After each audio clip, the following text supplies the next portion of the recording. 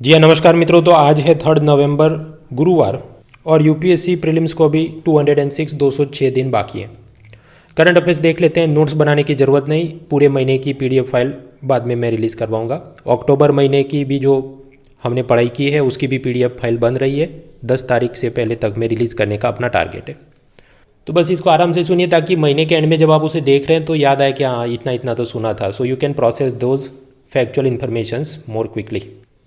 हाँ, तो ये पेज 1, 2, 3 में 1 और 2 में एडवर्टाइजमेंट है। पेज 3, पर्सन इन न्यूज़ में इला भट्ट, जिन्होंने सेवा यानी सेल्फ एम्प्लॉयड वीमेंस एसोसिएशन, ऐसी महिलाओं के विकास कल्याण उत्थान के लिए संस्था बनाई थी, उनका अहमदाबाद में देहांत हुआ और इन्हें Padma Bhushan, Ramon Magsaysay award, Indira Gandhi international prize for peace और भी बहुत सारे अवार्ड्स दिए गए थे। वैसे आईएएस एग्ज़ाम में ऐसा पर्सन इन न्यूज़ कम आता है, पर नॉन आईएएस एग्ज़ाम में पता होना चाहिए। आप जानते हैं प्राइम मिनिस्टर मोदी ने कहा अगले कुछ 18 महीनों में 10 लाख नौकरियों की वो रिक्रूटमेंट करेंगे। तो कुछ ना कुछ ऐसी तो ढेर सारी नौकरियाँ हैं। स्टाफ सिलेक्शन बैंक, ये बच्चा बैंक का ही नाम लिया तो स्पेशलिस्ट ऑफिसर की भी आज एडवर्टाइजमेंट आई है। So you can explore that. तो फिर थोड़ा बहुत जनरल नॉलेज हमेशा तैयार होना चाहिए। ऐसा अपने को घमंड नहीं होना चाहिए, नहीं मैं तो सिर्फ आईएएस की तैयारी करता हूँ, मैं तो ये नहीं पढ़ूंगा और ये पढ़ूंगा तो मतलब कि मुझे पाप लग जाएगा। भाई at the end of the day you have to clear some exam. जैसा देश वैसा बेस, जैसी परीक्षा में जो पूछते हैं वो आपको रेडी रखना है। बाकी पेज 1 पर वही सब क्रिकेट और पॉलिटिक्स के समाचार जो कुछ काम का नहीं। आगे बढ़ो। पेज 4 पे कुछ नहीं। पेज 5, 6, 7, 8, 9 में भी कुछ नहीं। या तो एडवर्टाइजमेंट है या फिर ये सब पॉलिटिक्स की तू में। पेज 10 पर जो कॉलम्स हैं उसमें भी मुझे मज़ा नहीं आया। एक तो कोहली के होटल रूम का वीडियो बना तो राइट टू प्राइवेसी वायलेट हुआ। अब मैंने पूरी कॉलम आराम से पढ़ी, लेकिन इसमें कुछ नया दिल बाग बाग होए ऐसा है नहीं। और ये आइडियाज़ भी ये जो साहब ने लिखे हैं दे सीम्स टू बी इनकोहेरेंट। कि कभी वो बात करते हैं कि अच्छा आजकल तो मतलब बच्चे को दूध पिलाने के लिए भी कोई बाहर की महिला को पैसा दिया जाता है, तो पब्लिक और प्राइवेट प्राइवेसी की क्या बात हुई वगैरह। अब ये कुछ जम ही नहीं रहा है कि आप क्या आर्ग्यू करना चाहते हैं इधर। दूसरी, वो एक बार अर्नब गोस्वामी को कुछ गिरफ्तार किया था, फिर अभी वापस से द वायर नाम की एक न्यूज़पेपर की ऐसी कुछ कंट्रोवर्सी, लेकिन वो अपने दिमाग लगाने का काम का नहीं है वो। तीसरा, इलॉन मस्क जिसने ट्विटर खरीदा तो वो कह रहा है कि जो ब्लू टिक वेरिफिकेशन मार्क होता है जो सिर्फ ये फिल्म स्टार, क्रिकेटर, पॉलिटिशियंस को दिया जाता है, वो अब से कोई भी आदमी अपने प्रोफाइल के सामने ब्लू टिक लगवा सकता है, लेकिन उसको हर महीने $8 देने होंगे। तो वो इसे मोनेटाइज कर रहा है और इससे डिजिटल फ्यूडलिज्म ख़त्म होगा। जो ये सामंतवाद था क्रिकेटर पॉलिटिशियंस का कि सिर्फ हमारे पास ब्लू टिक है, उसको अच्छी बात है, पर ये कुछ एग्ज़ाम के लिए मुझे जमकर लगता नहीं। आप उसको कोट भी करो तो भी आप समझो कि वो जो प्रोफेसर है उसको ये देखकर वो कितना दिल बाग बाग हो जाएगा कि वो उसे कैसे एकेडमिकली कनेक्ट करता है। तो ये कोई इतनी ज़ोरदार चीज़ नहीं है। कल हमने देखा था नासा ने सूर्य के ऊपर कुछ काले काले जो बिंदु बनते हैं जिससे एक स्माइली फेस बन रहा है, कोरोनल स्पॉट से ऐसा कुछ, वो हमने देख लिया। उसकी कॉलम है, वो कुछ नया काम का नहीं। फिर चौथी कॉलम है ड्राफ्ट टेलीकॉम बिल, जो अलग अलग पुराने कानूनों को एकीकरण मर्ज करके एक नया कानून लेके आएगा। और उसमें ये बात है कि व्हाट्सएप, टेलीग्राम वगैरह से भी जो मैसेज भेजे जाते हैं उसको कवर किया जाए। और इससे ministry of electronics and IT, MeitY, जो कि ऐसा डिजिटल चीज़ को कवर करती हो, और डिपार्टमेंट ऑफ टेलीकॉम जो ट्रेडिशनल टेलीकॉम और एसएमएस को कवर करता है। और तीसरा ट्राई, जो telecom internet service provider, dish TV, direct to home satellite, वो सब केबल टीवी वाला, उसको रेगुलेट करता है। इन तीनों के बीच आपस में ego war and turf war बढ़ सकता है। हाँ ठीक है, पर वो उतनी कोई, वो तो एक लाइन का मुद्दा हुआ ना, इतना लंबा उसमें क्या कॉलम पढ़ना है। फिर वो उसमें आर्टिकल 14 लगाकर उसमें ही इक्वालिटी एंड दिस दैट कर, पर इतना कुछ मज़ेदार नहीं। आगे पेज 11, रेप केस के बाद 2 फिंगर टेस्ट, वो हम पढ़ चुके हैं। इसकी लंबी कॉलम वापस से आई है। इयान जैक नाम का कोई जर्नलिस्ट जिसका देहांत हुआ, लेकिन वो कुछ इतना एग्जाम पॉइंट ऑफ व्यू से हमें याद करने का फ़ायदा नहीं।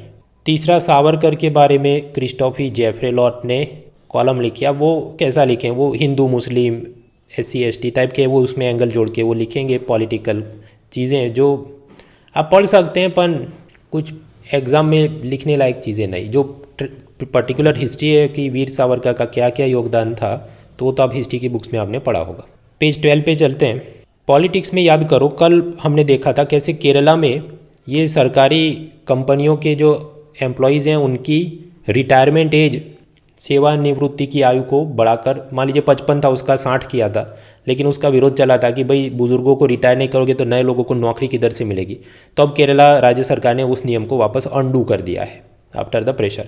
तो ये सब क्या है, इकोनॉमिक पॉलिसी अनसर्टेनिटी, नीतियों में अनिश्चितता, जिसके चलते जो इन्वेस्टर है और आम जनता है वो डिसीजन अच्छे से ले नहीं पाती। CRPF, जिसमें शुरू में महिलाओं को अप्लाई करने की अनुमति नहीं थी, लेकिन 1987 से उनको भी वो एग्ज़ाम के लिए अप्लाई करने की अनुमति मिली। और 2 महिलाएं, एनी अब्राहम और सीमा दुंडिया, जिन्होंने 1987 में ज्वाइन किया होगा, तो अब सोचो वो प्रमोशन होते होते now they have become IG। और ये अब तक की पहली ऐसी चीज़ हुई कि CRPF में महिला ऑफिसर्स को IG बनाया गया है।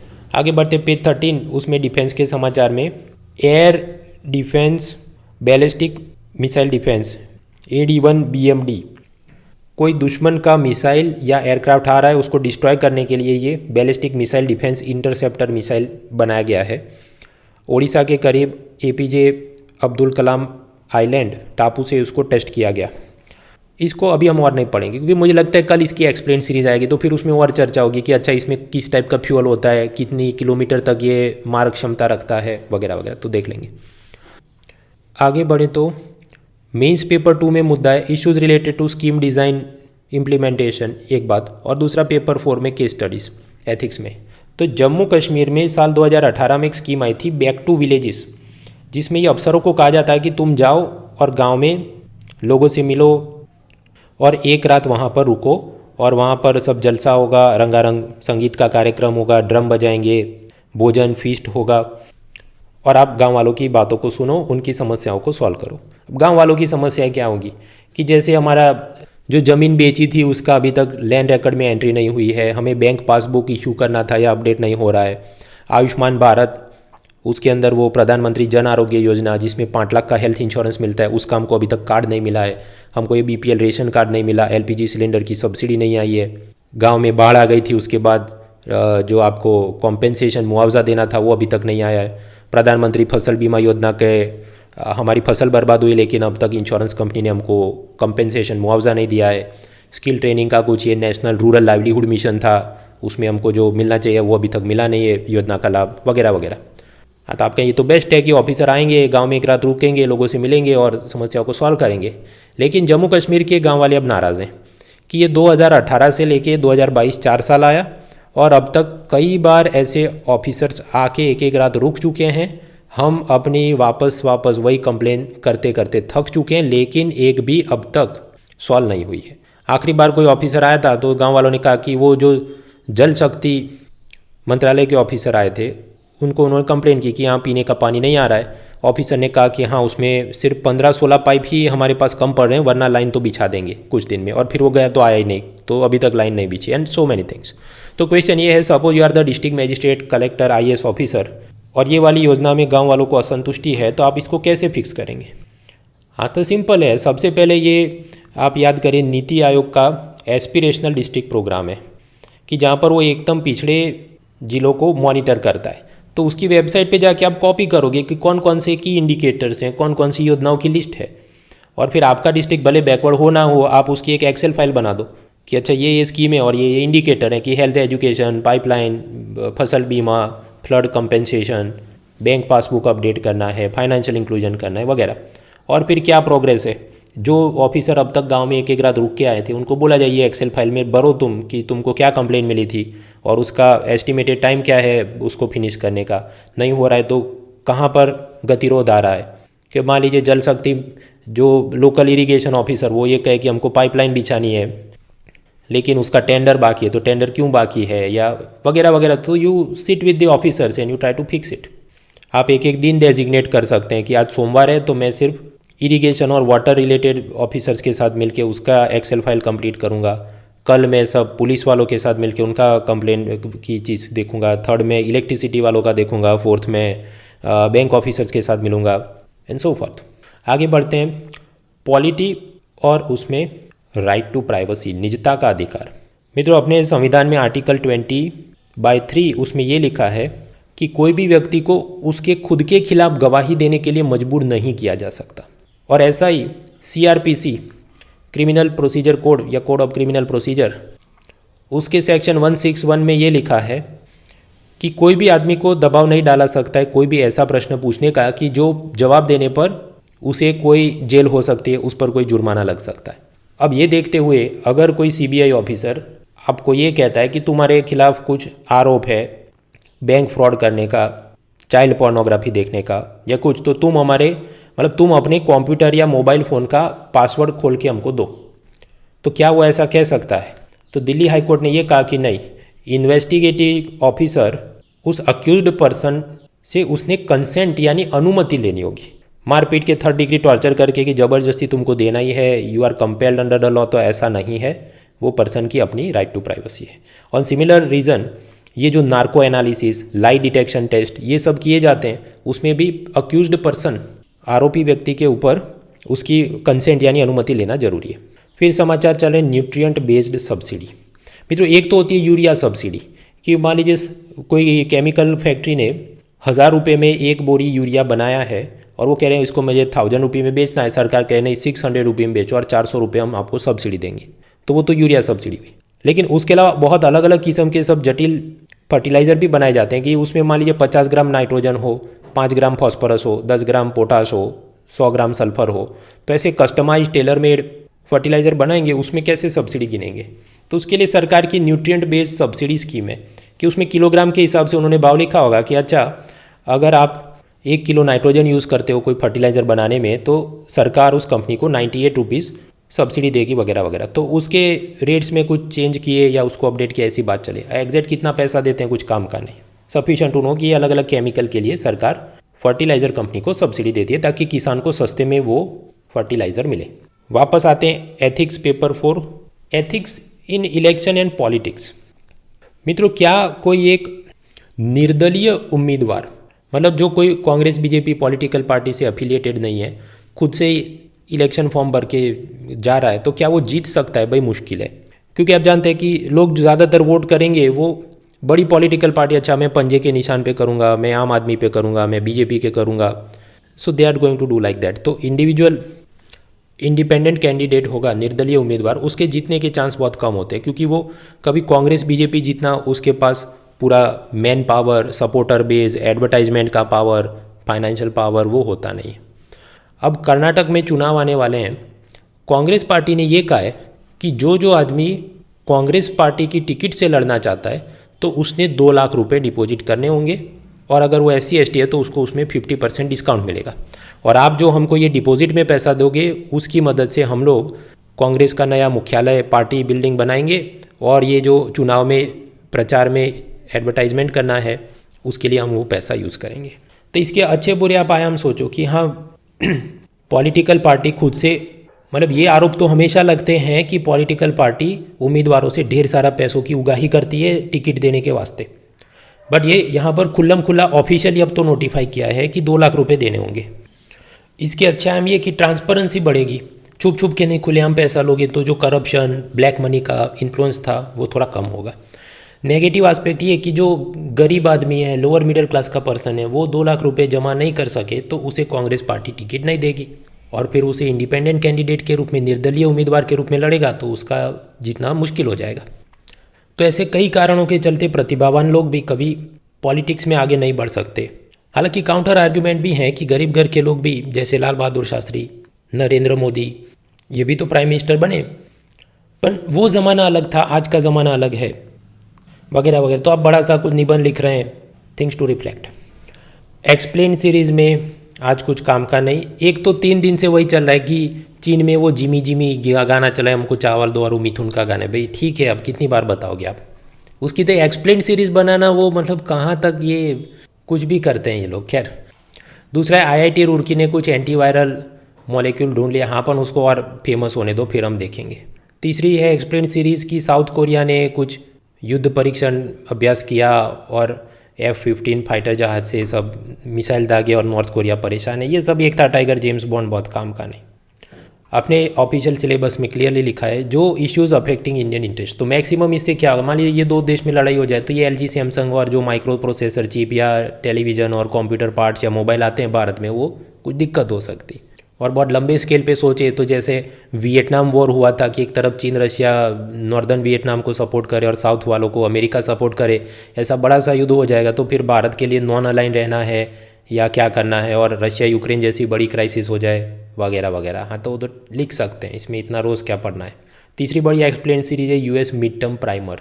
मतलब वहाँ अमेरिका में प्रेसिडेंट राष्ट्रपति का 4 साल का कार्यकाल होता है। अब उसके बीच में कुछ चुनाव आ रहे हैं, उनकी जो लोकसभा और विधानसभा होगी, और साथ ही साथ कुछ स्टेट गवर्नर के भी चुनाव होने वाले हैं।